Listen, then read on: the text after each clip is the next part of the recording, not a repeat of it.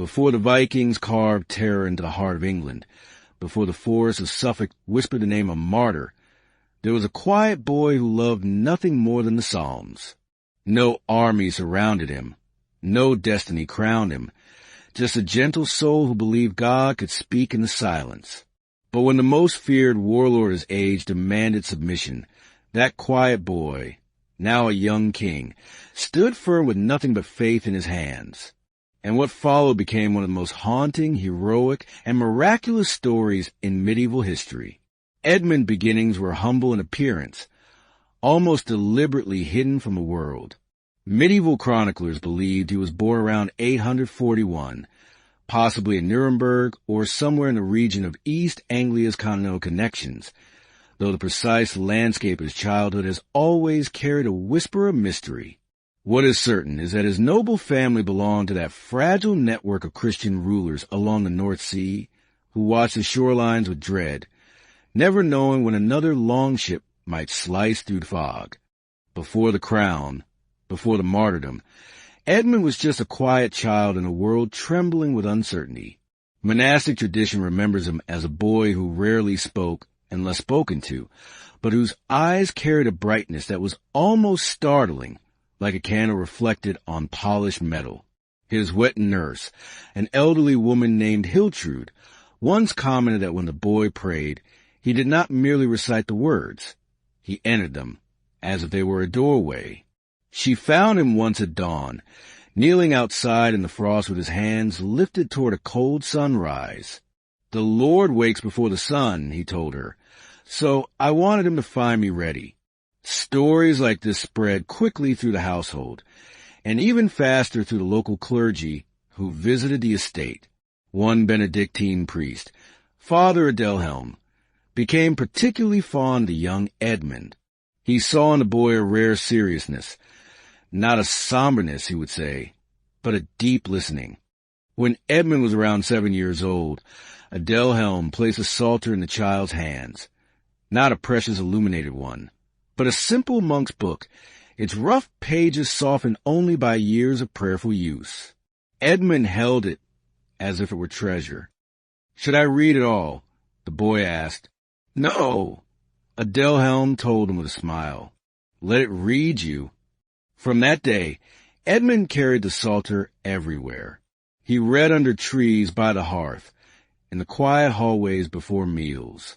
His favorite psalm was the 23rd, particularly the line about walking through the valley of the shadow of death. He would whisper those words even when he didn't fully understand them. But something in them made him feel as though God was carving a path for him, one he sensed would be difficult. Edmund's childhood did not unfold in luxury. His family lived simply, more like stewards and royals. He learned to groom horses, cut wood, mend torn cloaks, and help servants carry supplies to the poor in winter. He played games with the village children, but even then he stood out, not because he was aloof or overly pious, but because he preferred fairness over victory. In archery games, if he hit the target first, he would insist the other boys shoot again until everyone struck the bail. "God's gifts are not given to shame your friends," he would say innocently. This humility endeared him to many adults, but also set him apart in ways that sometimes made the other boys uneasy. Once, after a dispute between two brothers escalated into fists, Edmund stepped between them, not angrily, but with a gentleness that momentarily dissolved their rage. "If you must fight," he told them, "strike me instead. I am not your enemy." The brothers dropped their hands in shame. When they apologized to each other, Edmund quietly picked up their scattered objects from the ground and placed them back into their hands. His adolescence was marked by increasing responsibility. Though still young, he was being shaped deliberately by his family for a future they suspected would be demanding. East Anglia, across the sea, needed stability. It needed a king whose virtue could hold a fragile region together. King Ethelwerd, the ruler of East Anglia at the time, had no sons. He began watching the boys of noble birth across his kinship network, hoping for a successor who would not turn East Anglia into a nest of rival claimants or an easy target for the Viking armies that ravaged England's coasts. Word eventually reached him about a boy who prayed like a monk, acted like a peacemaker, and carried himself with a dignity beyond his years. In the winter of Edmund's adolescence, likely around age 13 or 14, the king sent a small, discreet delegation across the sea to observe the boy firsthand. The visit was unannounced, and Edmund's household was caught off guard.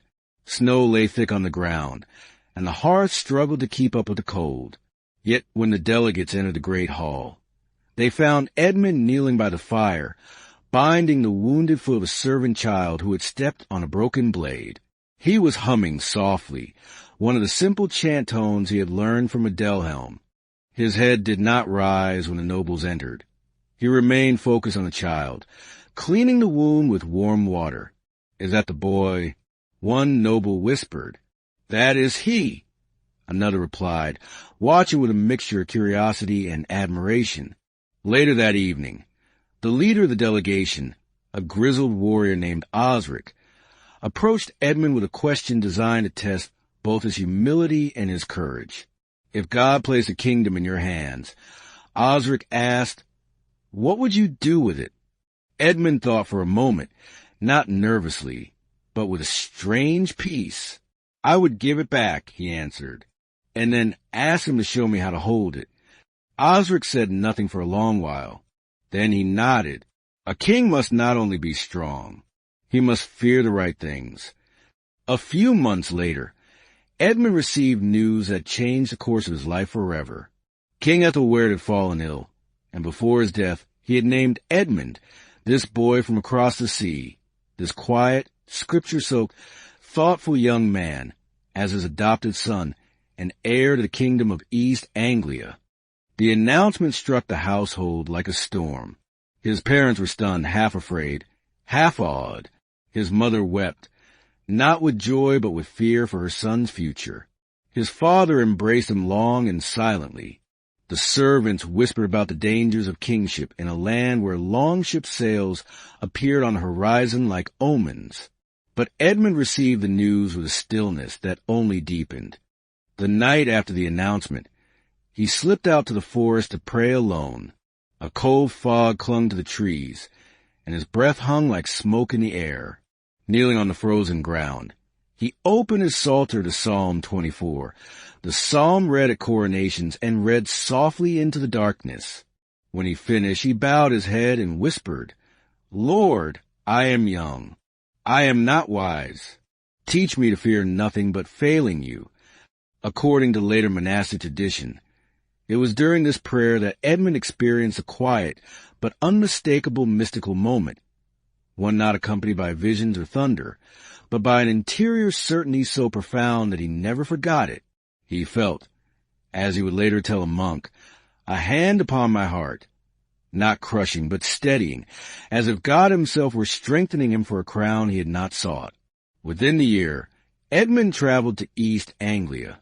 The crossing was brutal, cold winds, violent waves, and a ship filled with hardened warriors who were unaccustomed to seeing such a young heir. But Edmund moved among them with a calm nobility that surprised even the most skeptical soldiers. He prayed with the crew during the worst of the storm. When one man fell ill from the rocking waves, Edmund stayed up all night tending to him, wrapping him in cloaks, whispering the psalms he loved. When the ship finally reached the shores of East Anglia, the land appeared gray and stark under a winter sky. The people lined the coast, warriors, farmers, monks, widows, and children, all waiting to see the boy who would be their new king. Some expected a nervous youth. Others expected someone overly meek. Instead, they saw a young man whose eyes were calm, whose posture was dignified, and whose step carried a quiet resolve. The coronation would not happen immediately, not until Edmund proved himself worthy. But as he walked through the gathering crowd, the people noticed something that would be repeated in their stories for generations. He bowed his head to them first, not to nobles only, not to warriors only, but to the poor, the widowed, and the small children who stared up at him with wonder. From that moment, the kingdom began to whisper about him, not as a foreign heir, not as an untested youth, but as a king who might very well become the shepherd they had prayed for.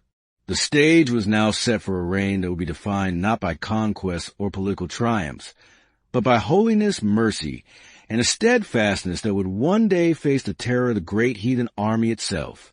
And Edmund, barely more than a boy, walked forward into his destiny with the psalter pressed against his heart, never suspecting the trials, betrayals, and miracles that awaited him.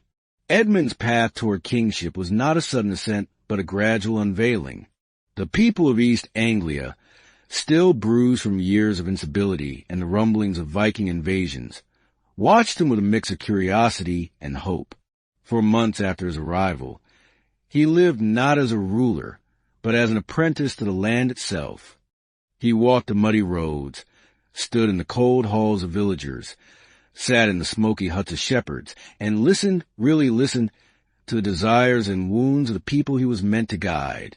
The nobles expected a youth eager to assert authority, to demand loyalty, to imitate the hardened war kings of earlier generations. But Edmund's first decision was one that startled everyone. He asked to study under Bishop Humbert, a wise and holy man who had served the late King Ethelwerd. Humbert was known not only for his learning, but for his gentleness and clarity of soul. Many wondered why a king-in-waiting would spend hours in theological instruction when he should have been building alliances. But Edmund sought something different, a kingship anchored in God rather than fear. Most mornings began before dawn. While the fortress still slept, Edmund entered the small wooden chapel to pray beside Humbert. The flickering candlelight revealed his youth, soft cheeks, steady but untested eyes, but also something older, an interior maturity that seemed to grow with each prayer he whispered. One bitter winter morning, Humbert placed a vellum manuscript before him, a collection of writings from early Christian kings and saints. Edmund's fingers traced the ink slowly. "A king must be a father," Humbert said, "not a master. He must correct wrongs, not avenge them. He must show mercy even when the world mocks him for it." Edmund lifted his eyes. "But what if the people want vengeance? Then you must lead them where they need to go," the bishop replied, "not where their wounds try to drag them." These teachings shaped Edmund deeply. Yet it wasn't only theology that he learned. Humbert also taught him the art of discernment, how to weigh conflicting counsel, how to understand the hearts of his nobles, how to see through fear, ambition, and false promises. But perhaps most importantly, he taught Edmund what it meant to be a shepherd of souls. One of the most vivid episodes from Edmund's apprenticeship occurred during a famine that struck a region near Thetford. The harvest had failed, and rumors began to spread of villagers eating tree bark and boiling weeds. Nobles urged Edmund to stay in the safety of the fortress. After all, disease and desperation often lingered where famine struck. But Edmund refused. "A king must walk where his people walk," he said simply. Together with Humbert and a handful of soldiers, Edmund traveled to the afflicted region. The roads were dusted with snow, the sky heavy and gray. When they reached the village, Edmund stepped directly into misery. Gaunt mothers clutching infants, men with hollow eyes staring at the frozen fields, children too tired even to cry. Instead of giving orders, Edmund knelt beside the first starving child he saw, a girl no older than 4.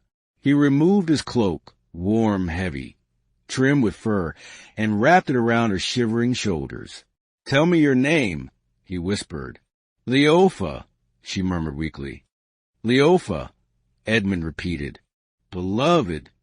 Then he stood and spoke with a voice that carried to the cold air. "No one here shall starve while God gives me strength to act." He organized an immediate redistribution of grain from the region's stores, even though some nobles protested that it risked depleting winter reserves. Edmund ignored them. For 3 days he stayed among the starving, helping grind grain, distributing bread, praying with the dying, and personally carrying sacks of food to the sick. On the final night, exhausted, he stepped outside the makeshift shelter and looked up at the sky. The clouds had finally parted. Stars spread across the heavens like scattered silver dust. As he breathed in the freezing air, he felt a profound quiet settle over him, like the stillness after a long prayer. And in that quiet, he sensed something again, the same subtle interior touch he had felt long ago in the forest. Not a voice, not a vision, but a certainty that he was exactly where God wanted him. When they returned to the fortress, the soldiers whispered stories of Edmund's compassion. Some nobles grumbled about the generosity, but the people, farmers, fishermen, craftsmen, spoke of him with growing affection. The young foreign-born heir was quickly becoming the shepherd of East Anglia in their hearts. Edmund's coronation took place in 855, on Christmas Day, in a great ceremony at Bears. Snow blanketed the earth, and the people wrapped themselves in cloaks and furs as they crowded around the wooden church. Bishop Humbert presided. Edmund wore no extravagant jewels, no crown heavy with gold. Instead, he stepped forward in simple royal robes, his psalter in his hands. When Humbert anointed him with holy oil, the scent of the chrism rose into the cold air like incense. Edmund bowed his head, feeling the weight of destiny settle upon him. Not the weight of glory, but of responsibility. By God's grace, Humbert said, you shall rule with righteousness, justice, and mercy. Edmund lifted his gaze. Then may God make me worthy of what he gives. The people erupted in cheers, but Edmund barely heard them as he stood before them. Crowned King of East Anglia, a strange solemnity filled him, a quiet awareness that his life no longer belonged to him. It belonged to God, and to the people whose trust now rested in his hands. After his coronation, Edmund's reign did not unfold like a typical king saga. He did not seek to expand territory or assert dominance over neighboring realms. Instead, he focused on justice. Stories from this time describe him traveling incognito throughout his kingdom, disguised in simple clothes to observe the behavior of his stewards and nobles. One such journey reveals the depth of his character. Hearing rumors of a local reeve who abused peasants, extracting harsh punishments, confiscating livestock, and taking bribes, Edmund set out to see the truth for himself. He arrived at the village at dusk, unnoticed, and watched in the shadows as the reeve struck a man for failing to pay an unfair tax. The villagers cowered, too afraid to speak. Edmund stepped forward silently. "Why does your authority require fear?" he asked. The reeve scoffed, unaware of the king's identity. "Fear keeps order." "Fear keeps slaves," Edmund replied, "not free men." The reeve advanced on him, but Edmund did not move. When the reeve lifted his hand to strike him, the soldiers accompanying Edmund finally revealed themselves, seizing the corrupt official. Only then did Edmund speak with royal authority. "A man who abuses the weak abuses the king, and a man who abuses the king abuses God, who made all men equal in dignity." The reeve was removed and later replaced with a just man, but it was the villagers who remembered the moment vividly. The quiet young king, defending them in the twilight not with swords, but with truth. Yet despite this growing reputation for justice, Edmund bore the constant shadow of danger. The Vikings who had already broken kingdoms to the north were growing bolder. Their numbers increased, their ships multiplying like storm clouds. Rumors traveled faster than birds. Entire monasteries burned, monks slaughtered, women taken captive, and kings forced to buy peace with gold. Some of Edmund's nobles urged him to begin harsh reforms, to raise taxes, to fortify towns, to amass mercenaries. The Danes respect only power, they insisted. Edmund listened, but his heart bent toward a different wisdom. "We must be prepared," he agreed, "but we must never become like those we fear. Strength without righteousness is only another form of tyranny." Still, Edmund was not naive. He strengthened defenses where necessary, fortified Berg, ensured his men were well trained, and built alliances with neighboring rulers whenever possible. But he refused to rule through cruelty. This tension between a king called to holiness and a world descending into brutality would become the central struggle of his reign. One episode reveals the depth of Edmund's internal battle. Late one autumn evening, Edmund met privately with Bishop Humbert in the dimly lit chapel. The candles cast trembling halos against the wooden beams. Outside, the wind moaned like a distant warning. "Father," Edmund asked softly, "can a king live the gospel without failing his people?" Humbert regarded him with sadness. A king who lived the gospel will always seem to fail in the eyes of the world. But in the eyes of God? No, never. Edmund lowered his head. "I fear the world will demand something of me that I cannot give." "Then give what only a saint can," Humbert answered. "Truth, mercy, holiness. These are the weapons God places in your hand." Edmund closed his eyes, feeling again a familiar interior touch, like a fragile flame kindling in the darkness of a violent age. Little did he know that this flame would soon be tested by the fiercest enemy to ever land on English soil.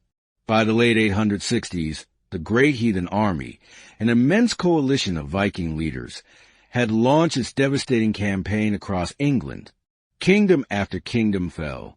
Armies shattered. Kings fled or bent under pressure. And now, like a storm sweeping inexorably toward its final shore, it was turning its gaze toward Edmund. The winds of fate were rising. The martyr king's greatest trial was drawing near. The hall buzzed with fear and competing voices. The nobles exchanged uneasy glances. To many, this sounded impossibly idealistic. But there was something in Edmund's voice, an authority that did not come from the throne but from integrity, that steadied the room. Humbert, standing beside him, spoke next. "Holiness does not make a king weak. It makes him unshakable."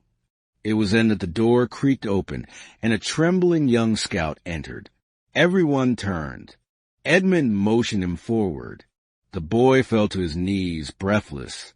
"My lord, I have seen them." The hall froze. "How many?" Edmund asked gently. "More than I could count," the scout whispered. "Their banners, their spears, rows and rows of shields. And ships. God help us, so many ships." A chill passed through the hall, like a sudden winter gust. Edmund dismissed the meeting with resolve. Preparations began at once. Messengers were sent across the countryside, calling men to arms. Villagers fortified their boundaries. Priests prayed in the churches, their chants weaving for the cold, anxious nights. Yet Edmund did not rush blindly toward war. For several days he fasted and prayed, seeking a clarity that strategy alone could not provide. He spent long hours in the chapel with Bishop Humbert, reading the Gospels, kneeling in silence. One night, after hours of prayer, Edmund remained long after the candles had burned low. Humbert had gone. The fortress lay quiet, and the moon cast pale light across the stone floor. It was there that Edmund experienced a moment remembered by monks for centuries. As he knelt with closed eyes, he felt, suddenly and unmistakably, a presence, gentle yet immense, like a tide rising in the soul. He would later confide that it was as though Christ himself stood before him, not in visible form, but in a certainty that was deeper than sight. He heard no voice, yet he knew what was being asked of him. Remain steadfast. Do not fear those who kill the body. Be faithful even unto death. Tears filled his eyes, not from terror but from awe. He pressed his forehead to the floor. "Lord," he whispered, "I am yours." From that night onward, Edmund moved with a new calm, a serenity that unnerved some and inspired others. The soldiers noticed it first. As the Viking threat grew nearer, Edmund spoke to them not as a distant ruler, but as a shepherd tending his flock. One morning, he walked among the warriors as they trained. His presence was quiet but commanding. He stopped beside a young man, trembling slightly as he lifted his spear. Edmund laid a hand on his shoulder. Courage is not the absence of fear, he told him, but acting with faith despite it. Another warrior, a hardened veteran, asked bluntly, "My king, if the Danes offer us terms, will you yield? Will you bend to save your life?" Edmund looked at him with a steady gaze. "My life belongs to God," he said, "and my kingdom belongs to my people. I will not betray either." The veteran bowed, humbled. By early winter, the Great Heathen Army crossed fully into East Anglian territory. Their leaders, most notably Ivar the Boneless and Ubba, were men whose names mothers used to frighten their children into obedience. But these leaders did not seek immediate battle. They had a different strategy: intimidation, political pressure, and extraction of tribute before striking the final blow. So they sent envoys. On a bleak morning, 2 imposing Vikings rode up to Edmund's encampment under a white flag. Their armor was decorated with carved bone, and their faces bore the scars of countless battles. They carried a message from Ivar. If Edmund surrendered his kingdom and became a vassal, paying tribute and bowing to the Danes, he would be spared. His people would be mostly unharmed. When the envoys entered the king's tent, they found Edmund standing calmly with Bishop Humbert by his side. One envoy sneered at the sight of a bishop present, as if the king required a nursemaid. Edmund did not react. "We bring terms," the first Viking announced, slamming a wooden tablet onto the table. "Accept them, and you may live. Refuse, and your kingdom will burn. Our armies are beyond counting. Your God cannot save you." Edmund listened silently, his face serene. When the envoy finished speaking, Edmund closed his eyes briefly as though weighing not the political consequences, but the eternal ones. At last he answered, "I will not give my people into your hands, and I will not bow to men who mock God." The second envoy leaned forward with a vicious smirk. "Then you choose death." Edmund met his gaze without flinching. "If my death bears witness to Christ, then let it be so." The envoys, stunned by his composure, left in fury. Rumors of Edmund's refusal spread like wildfire. Some warriors rejoiced at the king's courage, ready to bleed for him. Others panicked, fearing annihilation. Some nobles quietly accused Edmund of recklessness. But when they confronted him, Edmund stood calm and resolute. "I would rather die with righteousness," he said, "than live with shame. A king who betrays his people to protect himself is no king, but a coward." In the tense days that followed, Edmund strengthened defenses and encouraged the people to flee from the areas most vulnerable to attack.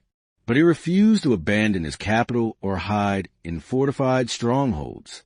"A shepherd does not run when wolves prowl," he told Humbert. One of the most moving scenes from this period occurred in a small monastery near Hoxne.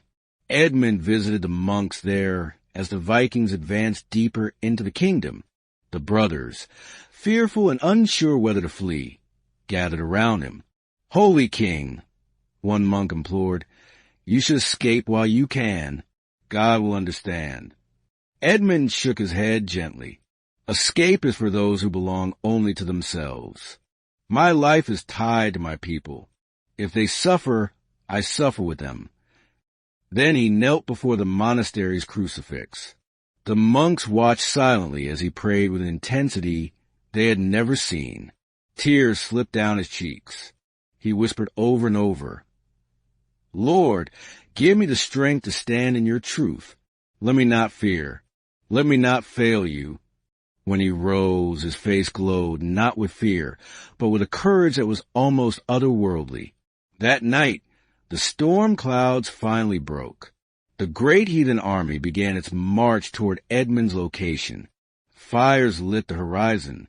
Distant war horns echoed across the forests. Villagers fled. Soldiers tightened their grip on their weapons. And Edmund, knowing full well that the coming days would bring agony, betrayal, and the ultimate test, prepared not as a warrior preparing for victory, but as a saint preparing for sacrifice. His final trial was drawing near. The night before the Great Heathen Army reached Edmund's position was eerily still. Even the wind seemed to hold its breath. The king had taken refuge, not in a fortress surrounded by stone defenses, but in a modest hall near Hoxne, close enough to his people that they could see their shepherd still among them. The soldiers around him were weary. Many had not slept in days.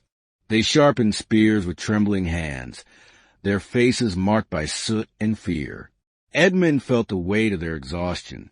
That evening, before the sun disappeared behind the forest edge, he walked from man to man, laying a hand on shoulders, offering quiet words of hope. "God is near," he whispered to a farmer clutching a spear too heavy for his thin arms. Courage grows when we remember we are not alone. As darkness settled, Bishop Humber approached Edmund with a troubled expression. "My son," he said gently, "the Danes come for you alone. If you flee into the woods, they may cease their pursuit. You could regroup and return later." Edmund turned his head, listening to the night. Somewhere far away, a single wolf howled, long, mournful, as though echoing the tension in his heart. "Father," he replied softly, "a shepherd does not abandon his flock. If I flee, everyone will run. If I stand, perhaps it will find courage." Humbert closed his eyes. "Then I will stand with you." "No," Edmund said. "You must live. You must carry the truth of this night to those who come after." For a long moment, Humbert said nothing. Then, with trembling hands, he reached into his cloak and produced a small wooden cross. "Then take this," he whispered. "Hold tightly to Christ, for he will not abandon you." Edmund kissed the cross and tucked it into his tunic. That night he did not sleep. Instead, he knelt alone beside a small earthen lamp in the hall, the Psalter open before him. His hands trembled as he read Psalm 27. "The Lord is my light and my salvation. Whom shall I fear?" He repeated the verse again and again, each time with deeper conviction, until the trembling in his hands ceased. There, in the silence of the last night of his life, Edmund felt again that same interior presence that had guided him since boyhood, a warmth that wrapped around his soul like a cloak. It was not comfort in the worldly sense. It was courage born of surrender. When dawn arrived, so did the army. The sky glowed red, not from sunrise alone, but from burning villages beyond the tree-line. The thunder of marching feet vibrated through the ground. Horns blared. The soldiers standing beside Edmund stiffened as they saw the endless lines of warriors approaching. The Great Heathen Army descended like a moving forest of spears, shields, and axes. In the chaos of the first attack, Edmund's soldiers, or what remained of them, fought desperately, but they were hopelessly outnumbered. The Vikings advanced with brutal efficiency, breaking to the defensive line within minutes. Edmund himself refused to take up his sword, for he had made a vow. He would not kill, even in self-defense. He walked among the fleeing and wounded, lifting the fallen, dragging injured men away from danger, shouting prayers above the screams. But inevitably, the Danes reached him. A towering warrior seized Edmund by the arm and threw him to the ground. Rough hands dragged him through mud, tearing his cloak, pounding fists into his ribs. Edmund did not resist. He only clutched the wooden cross Humbert had given him. When at last they reached the Viking leaders, Edmund was pushed onto his knees before Ivar the Boneless, a man whose cold, unblinking gaze carried the malice of a predator studying its prey. Ubba stood beside him, broad-shouldered, his axe dripping with blood. "You are the king," Ivar said, not as a question but with a mocking curl of the lips. Edmund lifted his head, his face bruised but composed. "I am Edmund," he replied, "servant of Christ." Ivar paced in a slow circle around him. You refuse my offer. You refuse tribute. You refuse to bow. Why? Edmund answered simply, because my allegiance is to God alone. A hush fell among the warriors. Some looked impressed, others amused. Ivar leaned close. Then bow to me now, he whispered, and I will make you a petty lord under my rule. Refuse again and you will die. Edmund closed his eyes briefly, breathing in. When he opened them, his voice was steady. I will not bow to a pagan tyrant. I am a Christian king. You may do with my body what you will, but my soul belongs to Christ. The words hung in the cold air like a judgment. Ivar's expression hardened. Then you shall die a slow death. Edmund was dragged into the forest, tied to a tree, bound so tightly that the bark cut into his skin. The Vikings formed a circle around him, their eyes gleaming with anticipation. Edmund lifted his face toward the sky, whispering prayers. They began by beating him with clubs, striking his ribs, his legs, his shoulders. The thuds echoed through the forest like drums of doom. Yet Edmund made no cry. He endured each blow with the serenity of a man who had already surrendered his fear. Ivar grew enraged at Edmund's silence. Speak, he shouted. Beg for your life. But Edmund replied only with the name of Christ. Furious, Ivar ordered his men to fire arrows. They stepped back, raised their bows, and unleashed a volley. Arrows struck Edmund's body like thorns piercing a rose, one in his arm, one in his thigh, several in his chest. Blood ran down his clothing, staining the bark behind him. Still, Edmund did not curse, did not scream. He prayed aloud, his voice trembling but clear. I am yours, O Lord. Into your hands I commend my spirit. The Vikings jeered, calling him weak. But something strange happened among them. A few, watching his endurance, felt an unease they could not explain. It was as if holiness poured from him like light in a place too dark to understand it. Infuriated by the unexpected reverence emerging among some of his men, Ivar ordered the cruelest act of all. Cut off his head. The executioner stepped forward with a long sword. Edmund's breathing grew shallow. He raised his eyes heavenward one final time, whispering, Lord Jesus. The blade flashed. His head fell. Silence swept across the forest. Even the mocking ceased. For a moment, the Great Heathen Army stared at the fallen king, pierced with arrows, his head lying in the frost beside him. The quiet was heavy, sacred, like the stillness after a final psalm. Edmund's head was thrown into the thickets to prevent Christians from honoring him. His body was left tied to the tree. The Danes marched on, leaving behind only the echo of their cruelty and the holy stillness of a martyr's death. But the story did not end there. Days later, when the Vikings had moved deeper into Mercia, surviving Christians crept into the forest to recover their king's body. They found it still bound to the tree, arrows still embedded in his flesh. But the head, nowhere in sight. The search lasted hours. Then a monk heard something faint, a soft, rhythmic sound. He froze.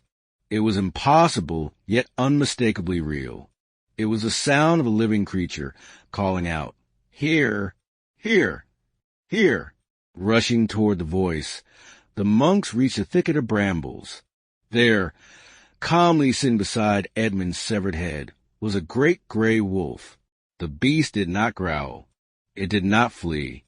Instead, it looked at the monks with solemn eyes, stepped aside, and left the head unguarded, as if entrusted to their care.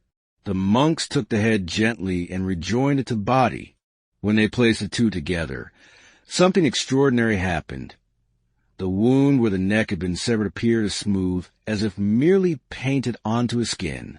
No rot, no decay, only a faint line, almost luminous. They carried Edmund to a humble church and buried him with tears and awe. In the years that followed, miracles blossomed around his resting place. The blind saw, The paralyzed walked. The forsaken found peace. And East Anglia, broken, wounded, grieving, found in him not merely a king, but protector in heaven. Edmund had died the death of a martyr, but his life continued in the hearts of his people. His story spread across England, across Europe, across centuries. Kings invoked his name. Warriors bore his banner. Pilgrims traveled miles to pray at his tomb. For in the end, Edmund had done what he prayed for all his life. He remained faithful. He feared God, not death. He held to mercy even when cruelty encircled him. And in doing so, he became not only a king, but a saint whose courage still echoes in every forest wind of Suffolk, whispering to those who listen.